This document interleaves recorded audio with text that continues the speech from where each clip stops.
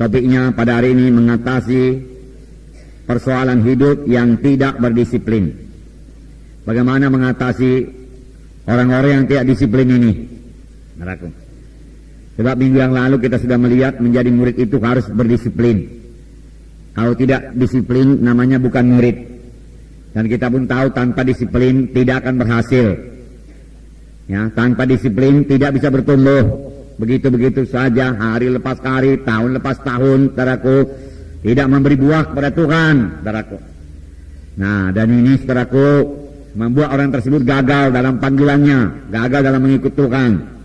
Tidak heran Paulus berkata, oleh sebab itu aku melatih tubuhku dan menguasainya sepenuhnya, supaya jangan aku yang sudah mengajar orang lain terbuang. Aku melatih tubuhku, tubuhku ini tunduk kepadaku, tubuhku ini tidak bisa malas-malas ini, dia katakan. Tubuhku ini tidak bisa menderita kehendak daging. Kalau kuikuti kehendak dagingku, kemalasanku, aku akan gagal. Aku tidak berhasil, pekerjaanku terbengkalai. Tidak mau, dia katakan. Aku menguasai tubuhku ini supaya aku berhasil. Demikian Paulus berkata. Demikian juga kita, saudaraku. Amin, saudara. Ya. Kalau kita tidak rajin berdoa, saudaraku, saudara, berkat kita akan sangat minim, saudaraku. Boleh jadi hari Minggu saya bawakan kepada saudara mengenai berdoa ini, saudaraku, supaya jangan malas berdoa, saudaraku. Karena kalau kamu malas berdoa, berkat tidak turun kepadamu, tidak ada padamu karena kamu tidak berdoa, firman Tuhan berkata. Ya. Nah, jadi jangan malas berdoa juga, saudaraku. Nah, saudaraku, dan minggu yang lalu, saudara, kita telah melihat, saudaraku, bahwasanya kita perlu mendisiplin diri kita di dalam merenungkan firman Tuhan, membaca dan merenungkan firman Tuhan itu haruslah itu, saudaraku. Ya. Membaca firman Tuhan, kemudian renungkan firman Tuhan, saudaraku. Terus menerus, konsisten dikatakan. Artinya dengan tekun. Tidak satu hari saja, tidak 2 hari saja. Ya, supaya kita boleh bertumbuh dalam Tuhan. Kita harus kaya dengan firman Tuhan.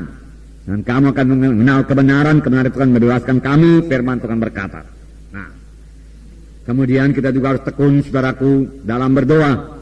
Doa yang konsisten dikatakan waktu itu. 1 jam per hari, saudaraku, ya.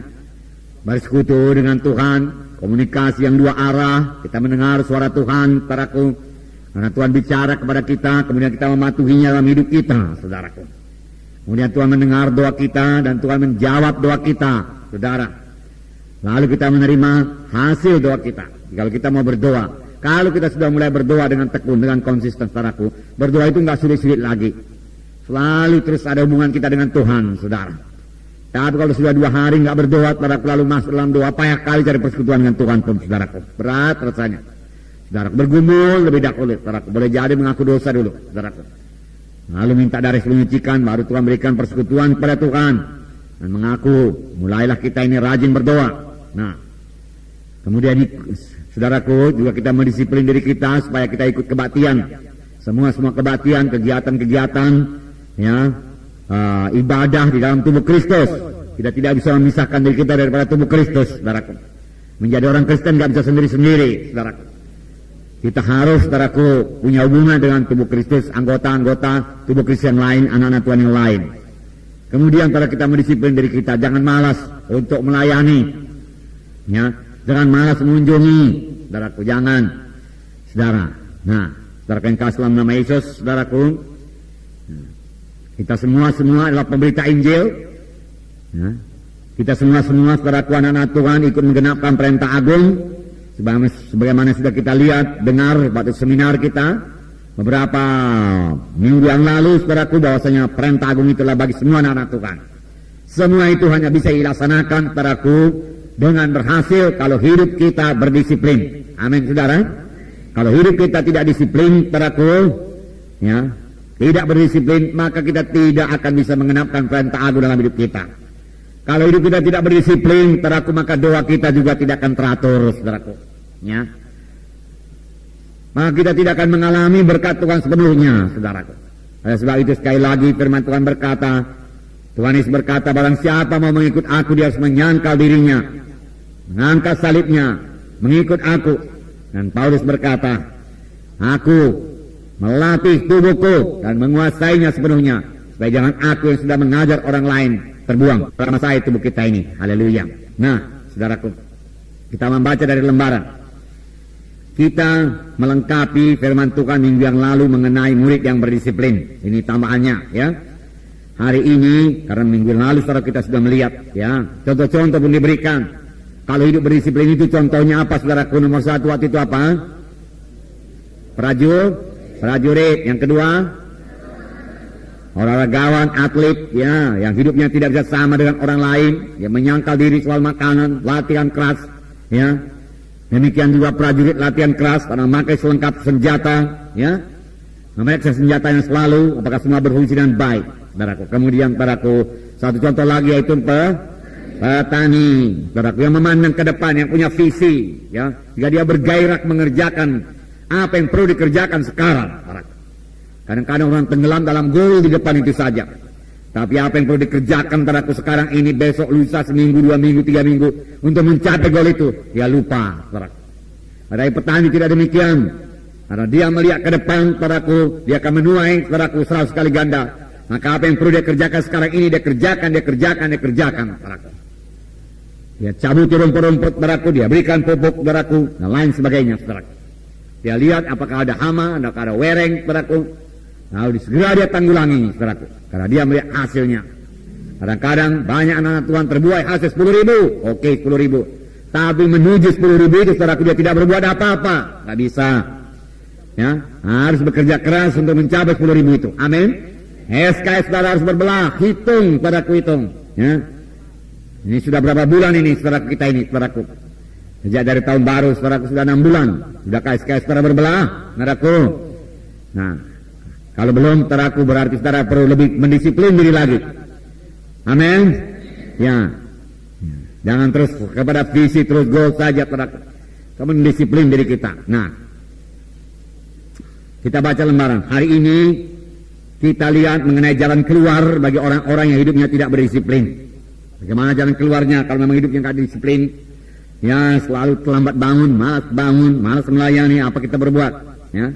Tidak cukup hanya mengetahui saja, tapi kita perlu memiliki hidup yang berdisiplin. Ya, saudara tahu saja, saudaraku, seperti minggu yang lewat, perlu disiplin. Kalau tidak disiplin, maka saya akan gagal.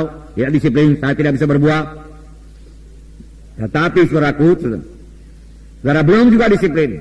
Nah, saudara nggak tahu bagaimana jalan keluarnya, nggak guna. Tidak cukup hanya mengetahui perlunya disiplin, saudaraku. Kita juga perlu mengetahui kalau memang kita belum disiplin, bagaimana jalan keluarnya, bagaimana mengatasinya. Amin, saudara. Ini berarti kita harus mengetahui bagaimana jalan keluar dari hal tersebut. Dapatkah kita tertolong? Memang hal ini amat sulit diatasi, saudara. Tapi dapat, amin, saudara. Dengan pertolongan Tuhan tentunya. Ya, sebab dalam Tuhan kita ini sudah menjadi kejadian yang baru. Perkara lamanya perkara baru sudah timbul. Amin, saudara. Dan Tuhan telah memberikan Roh Kudus kepada kita, di mana dikatakan, jika dengan Roh itu kamu mematikan perbuatan tubuh, maka kamu akan hidup. Jadi cukup kelengkapan diberikan oleh Tuhan. Yang perlu bagi kita, sama seperti Paulus berkata, bertindak. Latih tubuh kita ini terkuasai sepenuhnya. Nah, dalam pembimbingan pribadi kita sering menjumpai hal-hal seperti ini, jumpa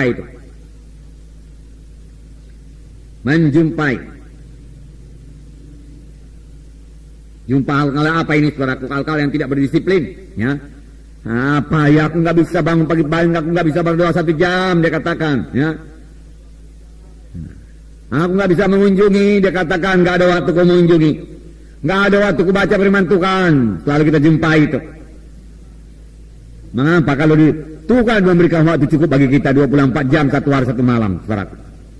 Ya, betulnya kalau kita atur, saudaraku, waktu-waktu itu dengan baik, ya, maka kita, saudaraku, punya cukup waktu untuk membaca firman Tuhan, merenungkan firman Tuhan, dan melayani. Ya, kita bisa berbuah. Karena sebenarnya untuk itulah kita dipanggil Tuhan. Nah, saudara, jadi sering kita jumpai itu, saudaraku, di dalam pembimbingan, saudaraku. Nah, sering jiwa membuat alasan. Ini memang sudah pembawaannya, sehingga mereka merasa tidak bertanggung jawab untuk berubah karakternya. Saudaraku, ya memang ini sudah pembawaan saya, sifat saya ini nggak bisa lagi berubah, dikatakan. Sehingga mereka, kalau kita saudaraku berpendapat itu pembawaan nggak bisa lagi berubah, ya, maka saudaraku itu akan terus melekat kepada kita. Padahal firman Tuhan tadi berkata, siapa yang ada dalam Kristus, ialah kejadian yang baru. Perkara lama sudah lenyap, yang baru sudah timbul. Bahkan Filipi 4 ayat 13 berkata, segala perkara aku cakap menanggungnya di dalam Kristus Yesus yang menguatkan aku, yang menolong aku. Amin, saudara. Segala perkara, segala persoalan bisa diatasi dalam Yesus Kristus, yang termasuk persoalan penyakit. Amin, saudara. Ya, karena roh Tuhan menghidupkan tubuh-tubuh kita yang fana. Haleluya.